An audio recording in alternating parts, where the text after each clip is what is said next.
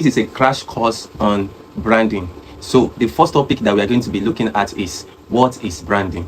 So generally, many people always think that branding has to do with logos, the color and everything. No, branding is simply means all the elements, everything that entices a customer, everything that makes the customer drawn to that particular brand, anything that you do as a brand, everything that you do as a brand that drawn a customer to you, a client or a particular set of people to you, is what we call branding. Why is branding so important? So you can, in a glance, differentiate the company that are doing branding and the company that are not into branding. You can, with a sharp eye, you can see the difference between the two. So branding is very, very important. Most of the time, we categorize branding with visuals, what we see, which is true, but the strategy behind the visual is what people don't see, and that's the real branding. Why is branding so important? Branding is so important because it influences the decision of customer, it influences the decision of people.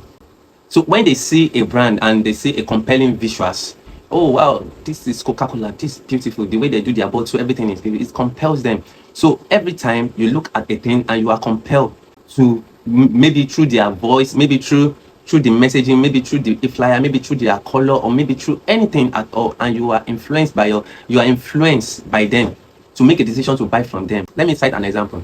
Imagine you going to a ShopRite or a mall where a lot of things you want to buy, a lot of, as a customer you want to buy things, and you already have something in your mind that you want to buy.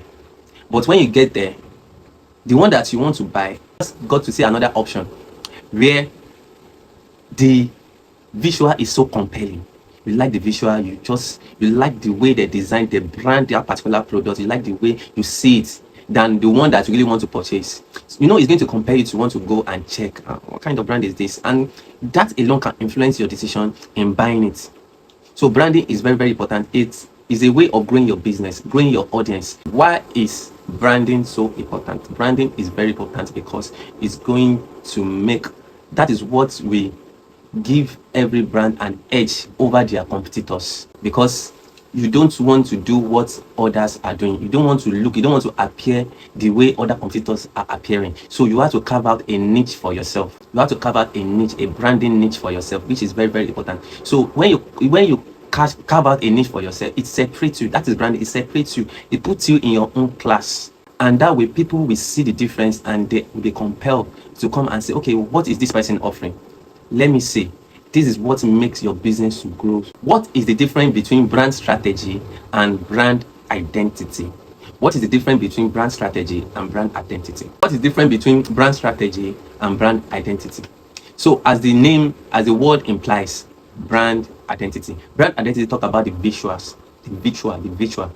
Yes, it talks about the visual of the brand, the logo of the brand, the color of the brand, the way you want the picture, the image to look, the way you want the product to look, everything about the visual, the tone, everything that you see, that is brand identity. What you can identify with the brand, what you can identify with the brand is called brand identity. What is brand strategy? Brand strategy is the planning behind the brand identity, because most of the time people don't really get to understand brand strategy. They don't see their work, because when you give your work to a brand identity designer or a graphic designer to do for you, people always think that's everything about the brand, but there's a strategy behind it. What's the plan that goes on behind the scene? They are the one that make decision on the color. They are the one that make decision on the logo that they want to use. They make decision on a lot of things that people don't see. That is brand strategies. They are the one behind the planning. They plan everything in details. I'm going to be giving us 9 pillars of branding. 9 pillars. If you can, as an entrepreneur or as a CEO, as a business, if you want to brand, just make sure that these 9 pillars are in place. The first among the 9 pillars is brand DNA. That is brand foundation. Brand DNA is the purpose, the vision, the mission, and the core value of the company. This is internal. This is who the brand is. We are not talking about the customer or the clients or we are talking about the internal, who they are. It's important for leaders to come together and establish these 4 things: the purpose of the brand, meaning the company, the vision, the mission, and the core values. This will give the company stability. That is where other things are standing on. If this is not clearly written down, then the company might not stand. This is the foundation. Every building has a foundation, just like branding too. Brand DNA is the foundation of everything. It's very, very important that we put this in place. In my next video, I will be explaining what is purpose. That is what the company is all about. Beyond money, what you want to give to the audience is very, very important. So I'll be talking about the purpose, the vision, the mission. The second pillar in the 9 pillar that every company have to look into is audience. Your audience.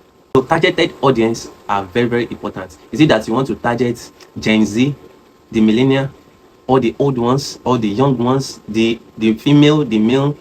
Which audience do you want to communicate to? You have to know your targeted audience, the people that you want your brand to talk to. It's very, very important to niche down your targeted audience, because you can't target everybody, you can't target everyone in the market. For instance, Ferrari is not for everybody. In short, the amount of Ferrari that's being produced in a year is limited. They already have a targeted audience, so you can't target all the old customer in this world. You just have to be specific. You narrow down your targeted audience, and your targeted audience begins to grow when they begin to align to your brand. The third out of the 9 pillars of branding is positioning. You have to make a research on all your competitors. When you make your research, it will make you to see the gap opportunity, which you can leverage on as a new brand that is coming into the market, or that wants to rebrand, or that you want to do something new. So it's very, very important that you position yourself well.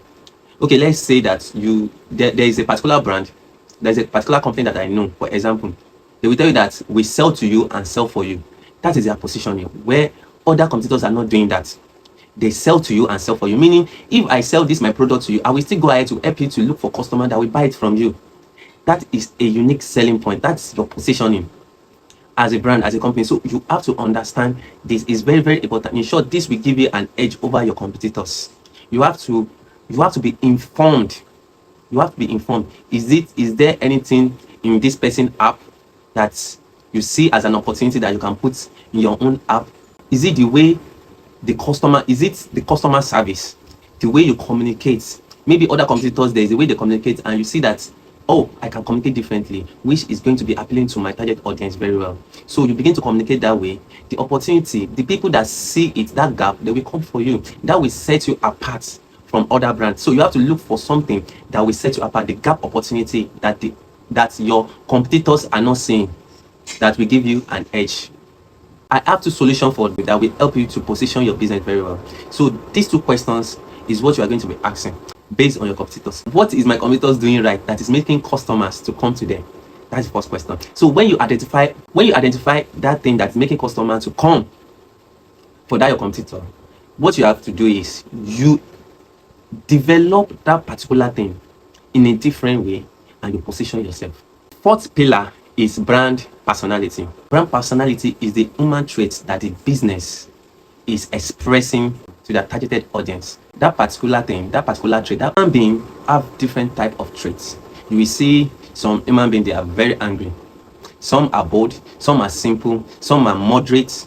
So brand personality, you have to carve out a niche, a particular trait in human that your brand has to assume, express. So if you want them to come premium and bold, they will come premium. Your business will be brand everything. Every story that you'll be putting out there will be bold and premium.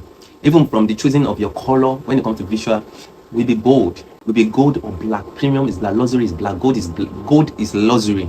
So it's important that you choose a particular trait in human and develop it into your business. So you can pick one, you look into every human trait, and you begin to pick the one that resonates with your mission, with your vision, and your core values, and you begin to express it. So the 5th pillar in branding is called voice and tone. Voice and tone.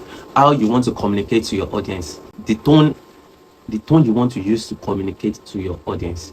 It's similar to brand personality, but this one is what you communicate out. The voice that you communicate out. The tone at which you communicate. Do you want to communicate in a simple way? Do you want your customer service to be, let me put it this way. You will see in Nigeria these days, you will see there are some brands that communicate in paging. Is that right? Yes. We see some brand, even in their content, they use pidgin and all. In their content, they infuse a little of Yoruba or Igbo into it. But you see some brand, the way they communicate, they use the Queen English. They are fluent. That is the way they want their audience to perceive them. The next pillar is visual identity. So when we talk about visual identity, this is where you talk about the logo designs, the color that you want to pick, the color palette, the patterns, the image, the typography, the font that you want to use, the style of your design, the layout. This is where we talk about all these things: the logo, the e-flyer design, the color, choosing the color palette, the mock-ups, the styles, the image, all these things, the typography, meaning the fonts, the character that you want to express. This is where it comes to play. Visual identity is very, very important. So you have to get this right, because this is what the audience will relate to. This is what they will see frequently on your website. This is what your audience will be seeing and relating with every time.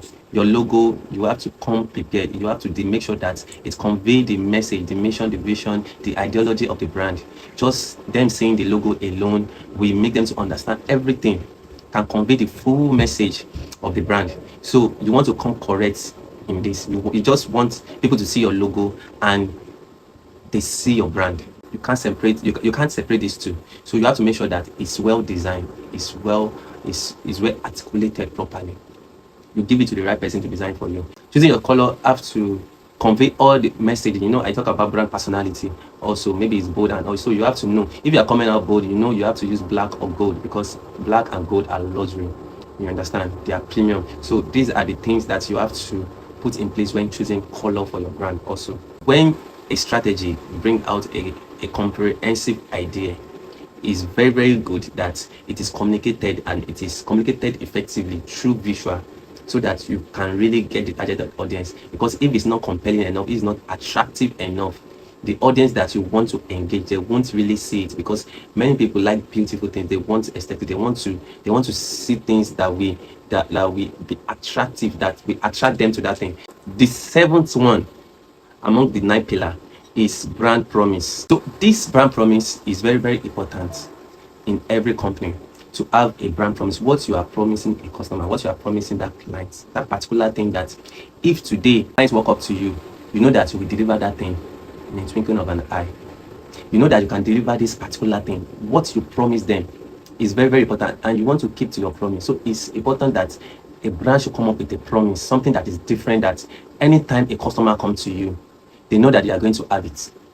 They know that they are going to get this particular promise from you. Even if they are not getting it from other competitors, they are getting it from you. If they are not getting it from every other competitors or organization, they know that if they come to you, they are going to get it. So you have to make sure that this promise, you don't break it. If you are into, depends on the industry you find yourself. Depends on, so anything you promise, and meaning this brand promise have to be in everything, that in your story, in your designs, in your website, it has to be there, bold and clearly.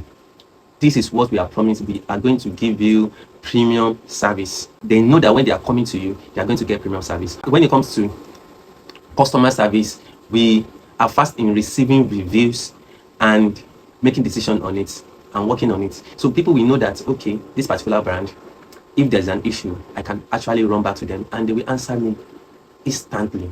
You understand? So this, you have to know what you're going to promise, and this have to be in all your stories, in all your platforms. It's very, very important that you state this clearly and you deliver your promise every time, every day, every second. 8th pillar is brand story. What is brand story? We have different kind of story. The founder can tell a story, the customer can tell a story, but most of the time, the founder story, many people don't really care about the founder story. I know people want to hear the story of the founder, how the person starts, how he come about the idea, what trigger the product, what makes him to want to start the business. It's very, very important, which every brand should talk about. But when it comes to audience, most of them don't really want to. They don't want to relate. You can relate to a little part of the audience, but not all. So what you can do as a brand is to come up with a story for the audience. Choose a particular customer, a particular person, and write a story about the person and give it back to them. You will see the way they are going to appreciate it. Document everything. How the customer get to know about your brand. So you will compile this document, you compile these stories, and you send it back to them. You will see the way they will receive it. So they will feel like, okay, they are being heard by the brand. This brand understand them more. So they will get involved. They will really get involved because they know that you understand their pain. So now the story has shifted from the founder story to the audience story. Is the last one among the pillar is tagline, brand name tagline. Is very, very important because most of the times it shows frequently in everything, the visuals that you do. It appears almost everywhere. In the 80s or 90s, they call it motto, MOTTO. You understand? But now we have seen that it carries much more power. Tagline also communicates everything about the brand, also communicate about the name. So it's very, very important to have a proper tagline for your brand that will communicate the essence of the brand in one glance, in 1 second. You know, the sentence is not always much. You give it the best service. You know, it can be we give it the best service, or where imagination meets with this, or anything that's, you know, that will convey all the essence or the concept of the brand. So you make sure that your tagline communicate that effectively and it cut across all your platforms, all your stories, and all. So these are the 9 major pillars. The next video I'll be doing is how to market and launch your brand. It's very, very important that you understand how. You just don't go out there and launch. There are strategies that you have to put in place before launching, or before relaunching. If you are to relaunch your brand, maybe you are rebranding and you want to relaunch also, there are strategies you have to put in place. So I will be doing a video on that.